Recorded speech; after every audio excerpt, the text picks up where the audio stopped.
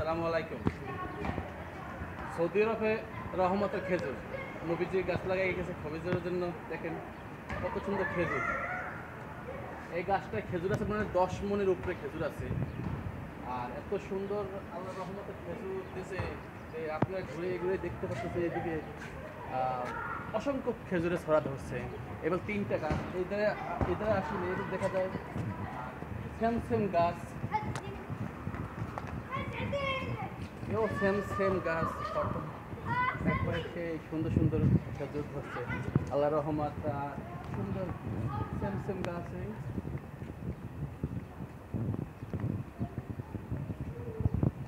এও same same গাছে পুরা খেজুর। 3টা গাছে এত সুন্দর করে খেজুর ধরছে আসলে আপনাদের বইলে বোঝানো যাবে না। যদি আপনারা দেখতে পাচ্ছেন অসংখ্য খেজুর, আল্লাহ রহমতের খেজুর। এইসব খেজুর যদি বড় হয় অনুমান 15 থেকে 20 মণ খেজুর হবে 3টা গাছে।